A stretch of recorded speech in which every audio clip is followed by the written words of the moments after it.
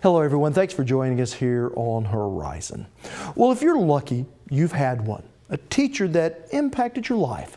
It may have been as simple as showing an interest in you when others hadn't, or as complex as opening doors to new worlds of thought and discovery you never knew existed.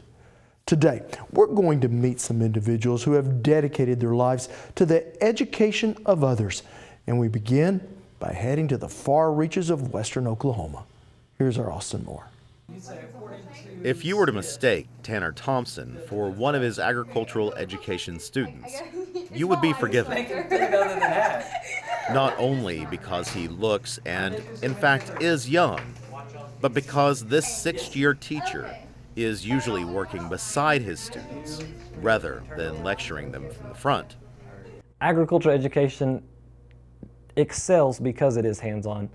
We're teaching a lot of the same principles that are being taught in the core classes, reinforcing what those science and math teachers are teaching, but we're doing so in a way that the students can grasp what's going on. They can get their hands dirty and understand those same principles, but in a very realistic manner.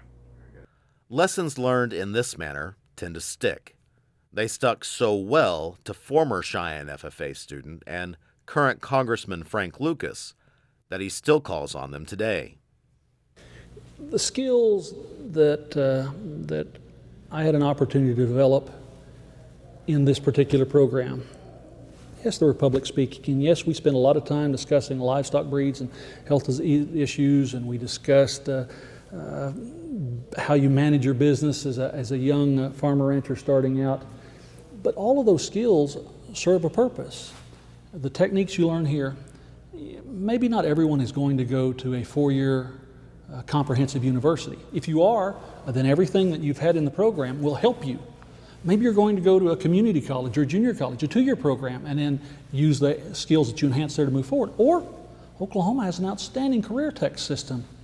For Lucas and his classmates, that foundation was laid by ag teacher Gary Kirk. So I only had one rule: don't make Kirk mad. And it's up to you to figure out what makes me mad.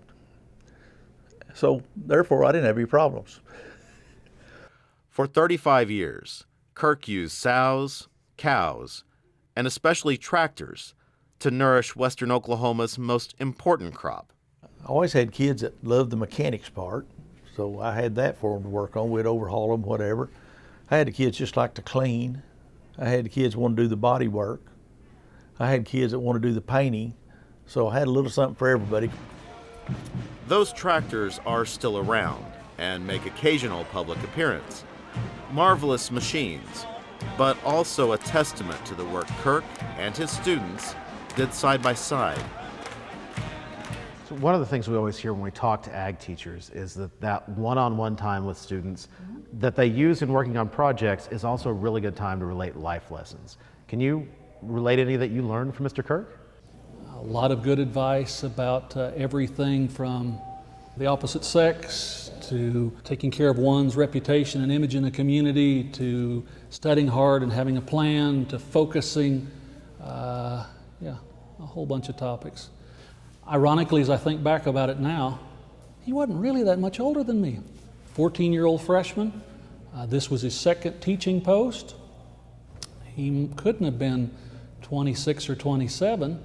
But he seemed like an awfully mature, worldly guy to me in 1974. I visited with Mr. Kirk at Baptist Integris Hospital in Oklahoma City, where today he is battling both leukemia and melanoma.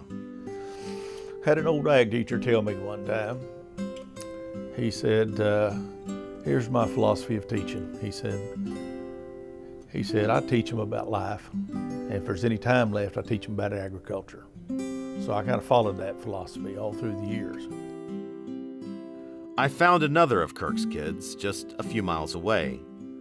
On the 45th floor of Devon Tower, I spoke with Vice President of Public and Government Affairs, Alan Wright, who says the lessons he learned in Kirk's classroom echo throughout his work today.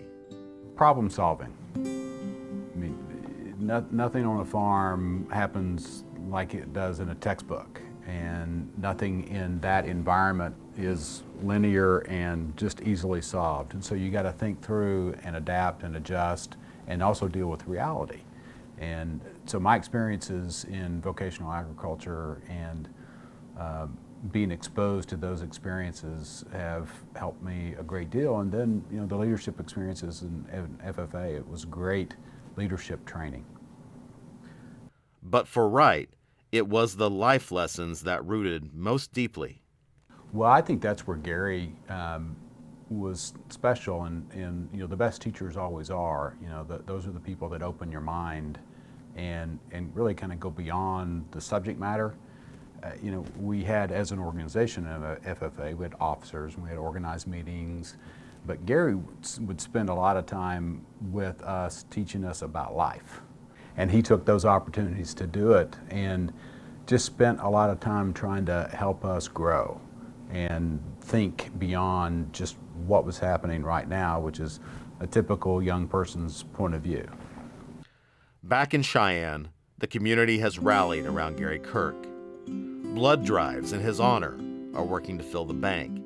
And every day, volunteers drive him the 2.5 hours to Oklahoma City and back again for his ongoing treatment schedule. The love this town feels for its ag teacher is amazing, but it is hardly unexpected. In fact, that bond between teacher and now community is what led Tanner Thompson to Kirk's old classroom. That's really the driving force behind why I'm here in the classroom on a daily basis, is to connect with those kids and to be a lasting part of their life.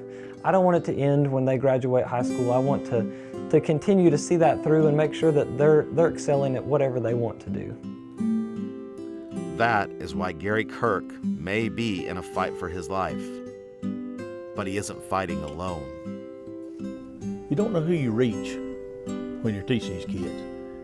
And it kind of showed me that I done more good than I thought I did.